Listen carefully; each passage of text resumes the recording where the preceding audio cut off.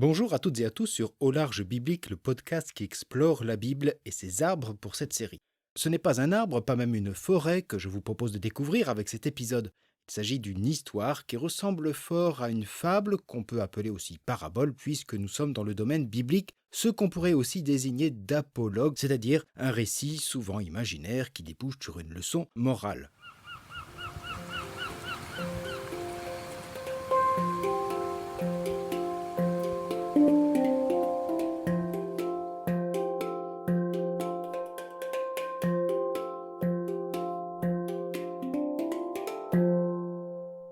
Avec le récit que nous allons entendre, nous sommes en présence d'un cas unique dans la Bible puisque l'auteur donne la parole aux arbres. Avec l'ânesse de Balaam, il me semble que ce soient les deux seuls passages où des plantes et des êtres vivants s'expriment. En fait, il s'agit d'un personnage du livre des juges appelé Yotam qui raconte une histoire de type métaphorique.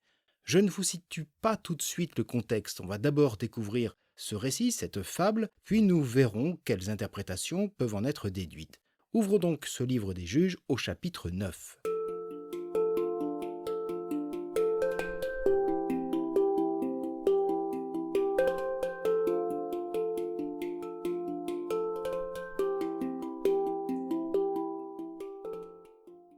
Un jour, les arbres se mirent en campagne pour se donner un roi et le consacrer par l'onction. Ils dirent à l'olivier, « Sois notre roi. » L'olivier leur répondit, « Faudra-t-il que je renonce à mon huile qui sert à honorer Dieu et les hommes pour aller me balancer au-dessus des autres arbres ?» Alors les arbres dirent au figuier, « Viens toi, sois notre roi. » Le figuier leur répondit, « Faudra-t-il que je renonce à la douceur et à la saveur de mes fruits pour aller me balancer au-dessus des autres arbres ?» Les arbres dirent alors à la vigne, « Viens toi, sois notre roi. » La vigne leur répondit, « Faudra-t-il que je renonce à mon vin qui réjouit Dieu et les hommes pour aller me balancer au-dessus des autres arbres ?» Alors tous les arbres dirent au buisson d'épines, « Viens toi, sois notre roi. » Et le buisson d'épines répondit aux arbres, « Si c'est de bonne foi que vous me consacrez par l'onction pour être votre roi, venez vous abriter sous mon ombre, sinon qu'un feu sorte du buisson d'épines et dévore jusqu'au cèdre du Liban. »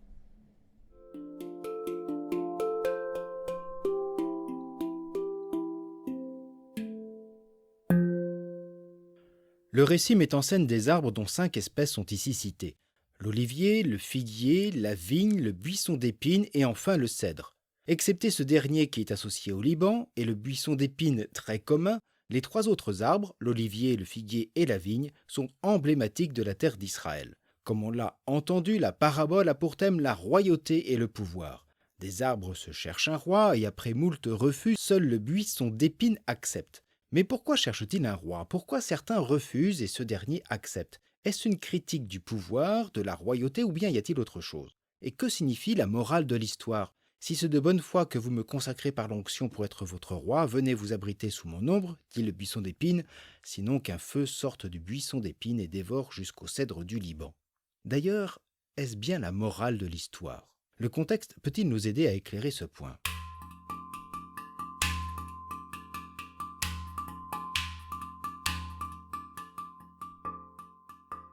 Avec cette parabole, nous sommes dans le livre des Juges. C'est un livre du Premier Testament qui se situe après l'installation des Hébreux en terre de Canaan sous Josué, le successeur de Moïse. Ce livre rassemble beaucoup de traditions sans classement chronologique et ne se veut pas d'ailleurs lui-même comme une chronique historique.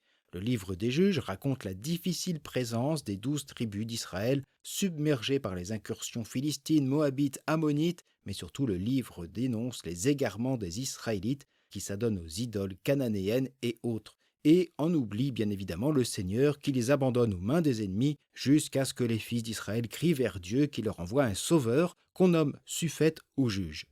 12 juges, hommes et femmes choisis par Dieu vont ainsi permettre à chaque fois aux tribus de retrouver la paix, mais celle-ci ne durera jamais car les tribus retombent dans leur travers. Alors parmi ces juges, il y en a un qui s'appelle Gédéon ou Yerubbaal. Oui, il a 2 prénoms, ça arrive aussi dans la Bible. Ce n'est pas lui qui nous concerne, mais son fils, car à sa mort, à la mort du héros, les fils d'Israël recommencent à se tourner vers la divinité cananéenne Baal et autres divinités. C'est là qu'un des 70 fils de Gédéon, oui, 70 car il avait beaucoup de femmes, donc un des fils nommé Abimélec, décide de prendre les choses en main et surtout le titre de son père. ce fils d'une simple concubine réussit ainsi à convaincre ses frères et ces derniers persuadent les membres de la tribu de Manassé à Sichem de lui donner tout pouvoir. C'est ce qu'ils vont faire. Alors Abimélec assassine ses frères potentiels successeurs du héros Gédéon et seul le dernier fils Yotam va échapper au massacre. Yotam se rend alors à Sichem pour exprimer face au peuple de sa tribu la parabole que l'on vient d'entendre.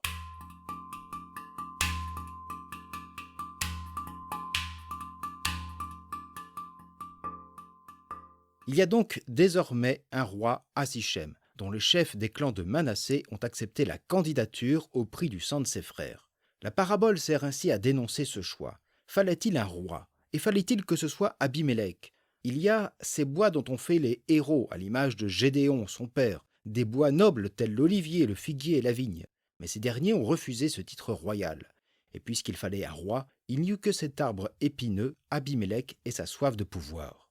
Le choix de ce roi était-il pertinent? Pour Yotam, bien évidemment non, et le massacre de ses frères est pour lui le signe de la perversion du roi qui ruinera tout Sichem. C'est ainsi que Yotam explique sa parabole.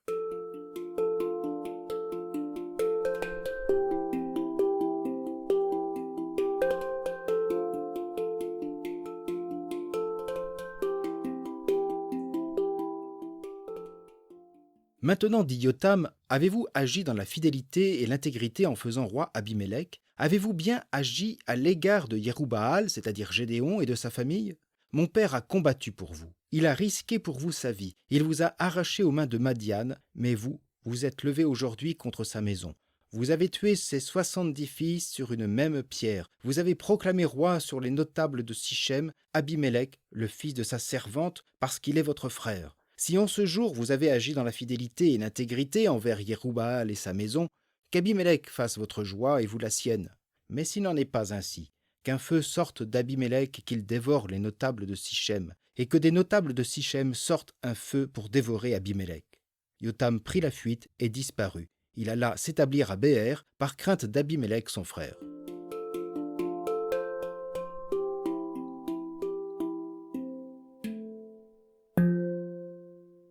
La parabole de Yotam sert donc pour dénoncer et prophétiser la fin d'Abimélec comme celle des notables de Sichem. Ces derniers étant massacrés par Abimélec par la suite, et celui-ci mourra à cause d'une meule jetée depuis les remparts par une femme. Mais la parabole ne fait-elle que de dénoncer la prise de pouvoir d'Abimélec.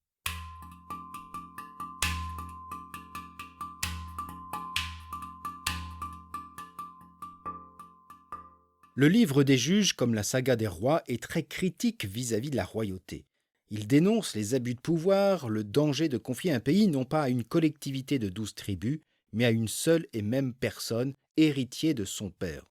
Dans cette saga qui va de Josué au livre des rois, seuls David et 2 autres rois ont la faveur des auteurs. Les autres sont vivement critiqués pour leur attitude néfaste vis-à-vis du peuple et vis-à-vis de Dieu. La parabole de Yotam met en avant le refus de 3 arbres, l'olivier, le figuier et la vigne. Tous 3, comme je le disais, emblématiques d'Israël, et donc le meilleur choix pour une fable pour gouverner Israël. Leur refus tient à leur sagesse. Ils ne veulent pas renoncer à la douceur de leurs fruits qui honorent et réjouissent Dieu et les hommes. Autrement dit, dans l'optique de l'auteur, la royauté en Israël ne servirait ni Dieu ni le peuple et n'apporterait aucune douceur. Ces 3 arbres servent à dire la prospérité venant de Dieu est destinée aux hommes. Dans la parabole de Yotam, chaque arbre apporte un bienfait, la douceur, la prospérité ou la bénédiction. Le buisson d'épines n'apporte donc rien de plus sinon les épines et le feu, c'est-à-dire la destruction. Dans la parabole, le buisson d'épines est gagné par la folie des grandeurs. Il invite les autres arbres à se mettre sous sa protection. « Venez, dit-il, vous abriter sous mon ombre. » Mais il n'y a pas beaucoup d'ombre sous un buisson d'épines. Sa proposition sent déjà l'arnaque. À l'inverse, dans leur sagesse et leur diversité, les 3 premiers et grands arbres renoncent au pouvoir absolu pour humblement rester à leur place, servir Dieu et son peuple, et non pas un roi qui n'est ni le peuple ni Dieu. Voilà leur noblesse et leur sagesse que vous pouvez relire avec le chapitre 9 du livre des Juges.